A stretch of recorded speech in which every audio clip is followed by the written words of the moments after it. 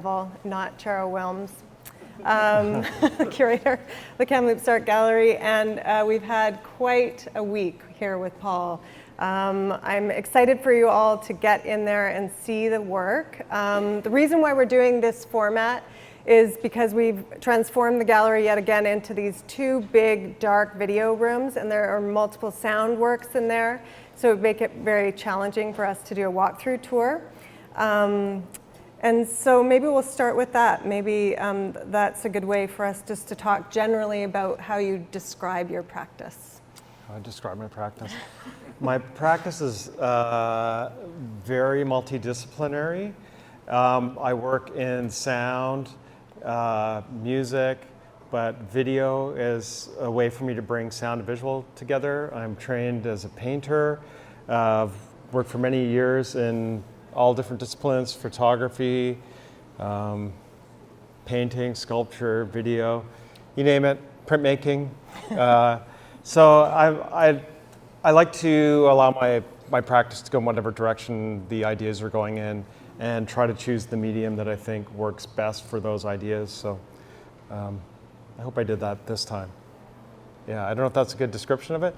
I've also been dealing with environmental themes in my work for over 25 years. It came from an interest in working with landscape. Predominantly when I was living in New York in the early 90s, I wanted a way to reference my experience growing up in Ontario and the predominance of landscape painting and a way to comment on those forms, and that led to an interest in the environment, and that eventually led to an interest in climate change, and kind of moving beyond that now, dealing with issues like deforestation as well. So yeah, I've been doing it for a while, so covered a bit of ground. Yeah. So the title of the exhibition is Glacial Resonance. So there's also a play on words there. You know, primarily you'll see glaciers in the gallery, but this idea of resonance through the way that you use instruments to resonate sound. But we're also thinking about our resonating impact as humans, or human activity, and how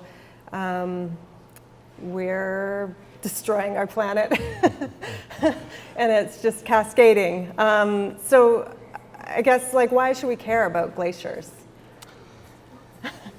Well, that's a good question. There's a lot of reasons everyone should care about them. One of the reasons that I started making work about a glacier in the first place was an invitation from Keir Lynch, who was at the time the curator of the Langham Cultural Center in Kaslo, to do a project there. And I was interested in doing something about climate change, so I've been interested in climate change for quite some time. Really, it came to my attention visiting Dawson City and starting to see the effects of melting permafrost. And then I went and did some more research on permafrost and realized that there's all these greenhouse gases that are stored there, and that it's melting and it's releasing carbon, nitrous oxide, methane gas, and there's more greenhouse gases stored in the permafrost than all the greenhouse gases that we've released as humanity. So this was alarming to me. It should be alarming to everybody. And so Keir was the one who suggested doing something about the Jumbo Glacier range, which was under threat from real estate development, as well as climate change. So I was coming from the climate change side of things, and she was coming up from a bit of the activist side of things. But you know, glaciers are really important. Northern communities and higher altitude environments are particularly under threat. I think glaciers, you know, when I first became interested in climate change, you know, this is something that we knew about since I was a kid, but most people didn't know about permafrost and those dangers. But glaciers were one thing that people could see the evidence of climate change. So I think that that's why glaciers became a really important symbol of climate change, I guess. And it's something that once it's gone, it doesn't really come back unless there's a major change in the climate. So, and then the idea to revisit glaciers was really, for me, a way to make a counterpoint to Requiem for a Glacier. So Requiem for the Glacier was the first one 10 years ago, and then revisiting it in Glacial. And I guess, one of the other things that's really important with glaciers is that a lot of our fresh water that a lot of human populations and non-human populations are dependent on is locked up in those glaciers and is slowly released over time. So there's billions of people that depend on the fresh water that's in glaciers, and when they're gone, I don't know what's going to happen to those communities. This is an image that you'll see work when you first enter the gallery. So maybe you can talk about the way that you look at the landscape and create scores that reflect what we're seeing there. Sure, and when we're talking about scores, we're talking about sets of instructions. So if you think of a music score, all the notes are instructions to a musician of what note to play, when to play it, how loud to play it, how fast to play it. And then there's other kinds of scores that contemporary composers are starting to use more of. Graphic notation, which is using graphic information to communicate those kind of ideas. And then there's also instructional scores, which are sets of instructions that explain what to do. And sometimes it makes more sense to choose one of those ways of creating a score. So this is part of a score that I did in Alaska as part of Alaska Variations. So there's 3 major works that are in the show. Requiem for Glacier, Glacial, and then Alaska Variations is just behind this glass here. And that was an exploration of different kinds of scoring. And this is a graphic notation. So this is a piece called Glen Alps. And I was interested in looking at how climate change is affecting the flora in these areas. And what's happening is, as the climate warms, lower altitude plants are able to colonize higher altitude environments, and that's pushing out the native plants at the higher altitude and changing those environments. So this is kind of a snapshot, and these lines represent a music staff, and then I use these as a way to the size of the plants and the location dictated the notes. And so I wrote it for string quartet and 2 vocalists and percussionists, 3 percussionists. So it's a combination of graphic notation and standard notation for this one. This one too. And this one here, this is also from Alaska Variations.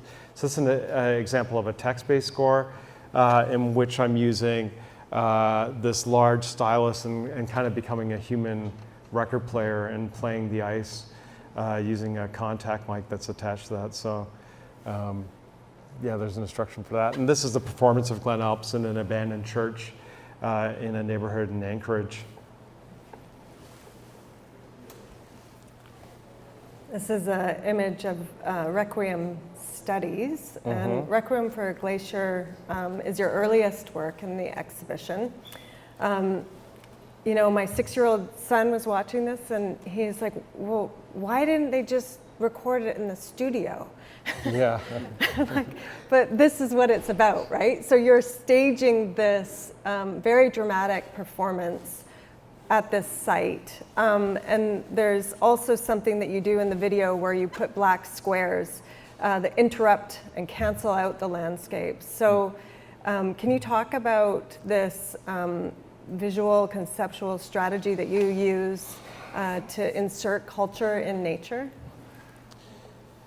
Yeah, for me, I was interested in finding ways to create a cultural dynamic in these spaces. So this is a sacred place. It's called Katmak, which is the place where the grizzly bear spirit goes to dance.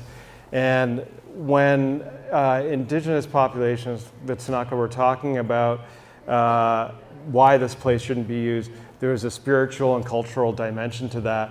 And I found that was really lacking in the settler dialogue around it. It was just like the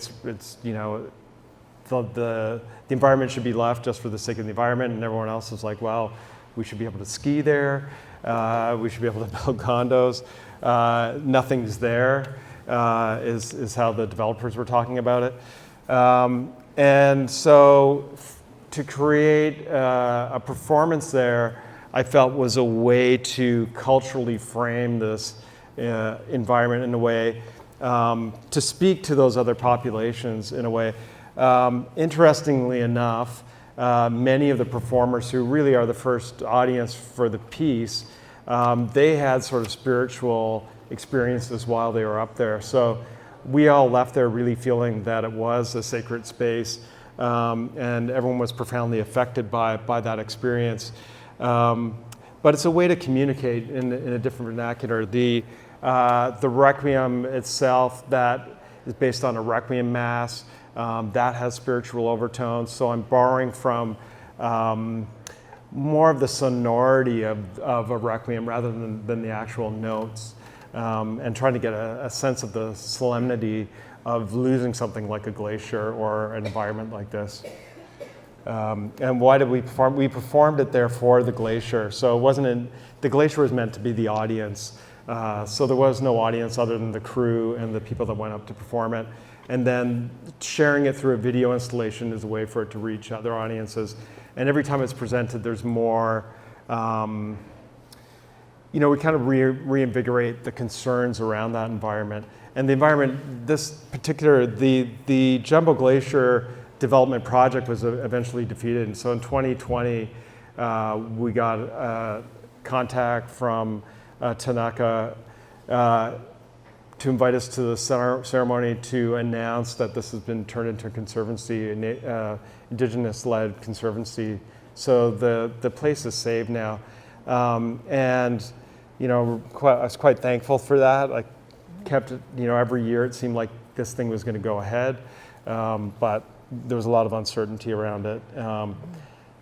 So I guess I don't know if that answers the question so much, but it was a way to do a different kind of activism as well and reach different audiences. Yeah, I think the way you've described it is that also there was something that wasn't being communicated in other ways that could be communicated through this project. And you galvanized the community, you used people, amateurs, as well as professional musicians as well. Yeah, everybody that performed was volunteers, so it was environmental activists or students. The youngest participant was 12, the oldest was 84. And I was thankful nobody died on the glacier. We brought 100 people up there and everyone made it down safe. And that's partly because of our great safety crew that we had. We had some really great mountaineering guides that are kind of legends in the business that were helping out. I love this composite image here, because something I think that you play with in all of your work is scale. And so for me, there's moments in this video where this group of people looks so small and dwarfed by the spectacular landscape that they're set in. And there's something kind of that speaks to maybe our being overwhelmed by climate change, like that being a metaphor. But then you can also, I think when I look at this shot, this one person, there's also a sense of hope because individuals can enact change. So generally, if you want to speak to scale, it's something that I think you can speak about in all of your works. Yes, certainly. And when I think of scale, this is a time-based work and it's 40 minutes long. So I think duration is also part of the scale of the work. And I wanted to create something that had a sense of scale so people could get a sense of how big this thing was. Try to present it so that the people are close to human size. But then they're quite small in terms of the landscape. And when we were shooting it, the camera operator wanted to be really close, and I said, no, the glacier is actually the star, and the performers are, they're not really the stars, but in a way they are, But there's these vignettes where there's solo performers that are doing things. There's a drum solo, there's the soprano, and so there are moments where the people are a little bit bigger, I guess. But yeah, a sense of scale is really important. And when I made this work, I made it in four movements, and I really expected people not to stay and watch the whole thing. I thought they would come in, maybe watch for 5 minutes and leave. And what I discovered was people would sit there, and if they arrived in the middle, they'd watch it to the end and then watch it back to the part where they came in.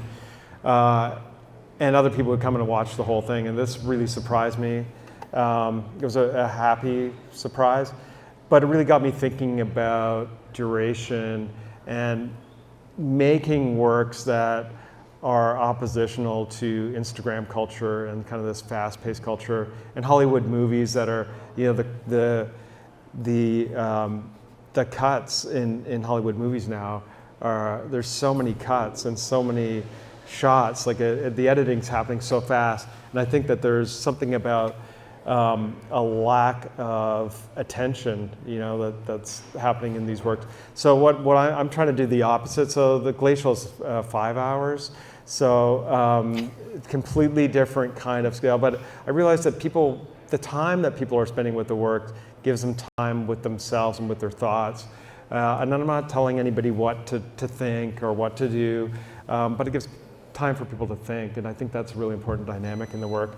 The other work that really deals with scale is the newest, well, I guess Glacial is the newest work. It's the one that's most recently completed, but I worked on that from 2019 until now.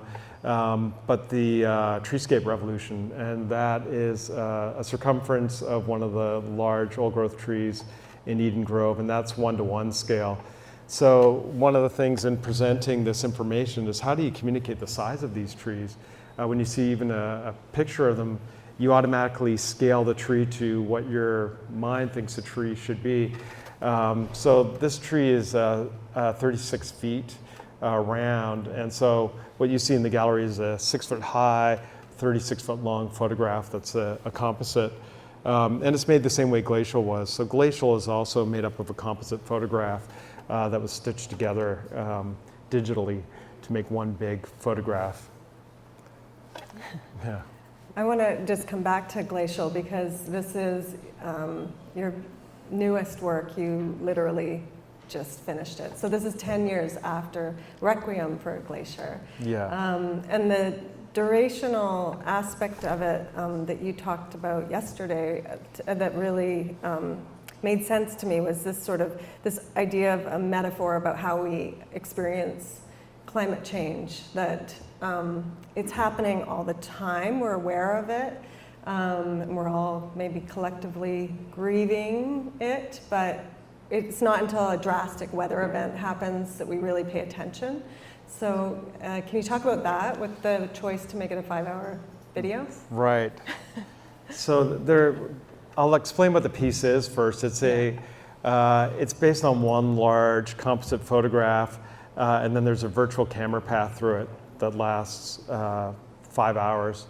And so you're seeing parts of a whole, and you're not seeing the whole thing very often. At the beginning and the end, you see the whole image. And you're slowly moving through this landscape. And the camera path is moving very, very slowly. So sometimes it feels like it's not moving at all. But if you turn your back and then come back, the change seems drastic. Or if you leave and go watch Requiem for a bit and come back, it'll look completely different. And so this is kind of like how climate change is, right? You don't really pay attention to it. And when you're not paying attention, it's still happening. And then you suddenly notice that, hey, things are different. So it's trying to communicate that kind of change too, right? That it's very gradual. And that's one of the reasons it's difficult for us to understand it. It's difficult for us to experience it, unless we kind of look away. And then it suddenly slaps us in the face. So, I think that's what I was saying yesterday, right? Yeah. Yeah, it's hard to keep, there's so many ideas going on in all these different works. And certainly everybody's going to experience it differently. So don't take my word for it. Have your own experience with the work, and don't let what I say impact your experience too much with the work. And we have to mention the audio in this work as well. So you'll see a number of instruments on the wall that are resonating the sound. So you've used them as speakers. Yeah, so the soundtrack was made at the same time that we were making the large panoramic photograph. We were doing field recordings of the glacier melting. So there was microphones that were dropped down into crevasses, field recorders that are left out on the ice that are recording meltwater on the surface. There was some contact mics, which are microphones that attach to solid surfaces, so you can kind of hear inside things. So we could hear inside the ice melting and popping and wheezing and everything else that it does. And then put these things together, and I'm running that audio through speaker drivers. So the magnetic part of the speaker, and it's mounted right on the instrument. So the instrument becomes a speaker. But every instrument has its own resonant frequency. So the field recordings are running through the speaker, then we recorded them in a recording studio, fed that recording back through the instrument, and repeated that process until the resonant frequency of the instrument starts taking over, and then composing with those sounds. So that's what you hear in there. Sometimes you'll hear things that sound more like notes. That's really the resonant frequency of the instrument. And sometimes you'll hear things that are sort of in between that and what might sound like meltwater. And other times, at the beginning and the end, it's more naturalistic. So that's what you hear. But it slowly evolves into kind of those pure resonant frequencies over several hours. So we'll end here with the last work that you see. There's actually two works in our South Corridor. This Treescape Revolution #1, and also Eden Grove, which is the field recordings. Yeah. Can you talk more about this project? I mean, it's it's quite striking because everything else in the exhibition is a glacier environment, but there's a connection right there that we wanted to make about old growth forests, deforestation, and our human activities in the planet. And so you're bringing in the biophony and all of these species that are becoming endangered. Yeah, one of the things I'm really interested with these trees in the forests, they're being cut down at an alarming rate, and there's a lot of biodiversity. These are some of the most biodiverse ecosystems in the world, and then the amount of life that's on these trees and in these trees, under the trees, in the ground. This is all vital to our survival, and these are really important climate or carbon sinks. So, and it's not just the carbon that's stored in the trees themselves, there's carbon that's stored in the ground, and when they cut down these forests, it releases, these are like carbon bombs that are being released, and it's really difficult for second growth to draw down anywhere near the same amount of carbon. So I'm part of a research group now, working with Suzanne Simard, who works on tree communication, and we're doing work in the old growth forest. And so this is early days. We've been doing this for 2 years now, and we're starting to try to find ways to communicate about the forest and the life there, and how we can maybe start thinking about regenerative practices. Starting with forestry practices, but really thinking about recalibrating our relationships with the environment, culturally, spiritually, and this kind of land-based research we believe is really important towards reconciliation. So Randy Cook, who's a hereditary chief of Monteguila people, he put together this group with Suzanne and myself and Kelly Richardson, who had the show last year, Rachel Holt, who did one of the speeches last year. So there's a group of us, and we're all working together to try to reimagine these relationships, hopefully in more regenerative ways. And we use the word regenerative. rather than sustainability, because sustainable is kind of like your bare minimum, right? Nobody wants to be in a sustainable relationship. You want to be in something that's growing and getting better, hopefully. So regenerative. So if we can find ways to have culture, just by breathing and doing what you do, having that be good for the environment, which is good for yourself, that creates a positive feedback cycle, and that's really what we'd like to see come out of this work. So these are our lofty goals. But I was saying yesterday, Requiem is more about sort of a warning, and I feel like a lot of climate change messaging is around warnings. Glacial, I feel, is more reflective, and I feel like Treescape and the works that are coming out of this research is hopefully moving beyond that and is more solution-based. So that's what we're really driving towards. And I think all of us need to move beyond warnings, because the warnings aren't helping. We need to find ways to make these relationships fulfilling and regenerative. So maybe that's a good way to end. Yeah. Yeah. So enjoy the show.